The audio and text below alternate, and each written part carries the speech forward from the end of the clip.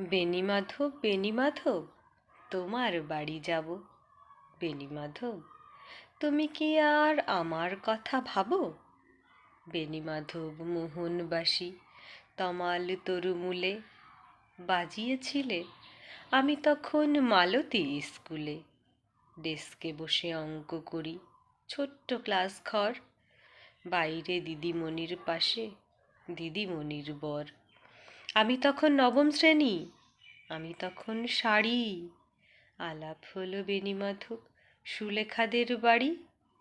বেণীমাধব, বেণীমাধব, লেখাপড়ায় ভালো। শহর থেকে বেড়াতে এলে আমার রং কালো। তোমায় দেখে এক দৌড়ে পালিয়ে গেছি ঘরে। বেণীমাধব, আমার বাবা দোকানে কাজ করে। কুঞ্জে অলি গুঞ্জে তবু ফুটেছে মঞ্জরি। সন্ধেবেলা পড়তে বসে অঙ্কে ভুল করি। আমি তখন নবম শ্রেণী, আমি তখন 16। ব্রিজের ধারে বেণীমাধব লুকিয়ে দেখা হলো। বেণীমাধব, বেণীমাধব, এত দিনের পরে সত্যি বলো, সেসব কথা এখনো মনে পড়ে?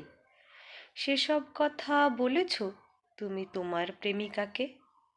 আমি কেবল একটি দিন তোমার পাশে তাকে দেখেছিলাম আলোর নিচে, অপূর্ব সে আলো। স্বীকার করি দুজনকেই মানিয়েছিল ভালো। জুড়িয়ে দিল চোখ আমার, পুড়িয়ে দিল চোখ। বাড়িতে এসে বলেছিলাম ওদের ভালো হোক। রাতে এখন ঘুমোতে যাই একতলার ঘরে, মেঝের উপর বিছানা পাতা, জ্যোৎস্না এসে পড়ে। আমার পরে জীবন ছিল চোরাপথের বাঁকে, মিলিয়ে গেছে, জানি না আজ কার সঙ্গে থাকে। আজ জুটেছে, কাল কি হবে, কালের ঘরে শনি। আমি এখন এই পাড়ায় সেলাই দিদিমণি। তবু আগুন বেণীমাধব, আগুন জ্বলে কই। কেমন হবে আমিও যদি নষ্ট মেয়ে হই।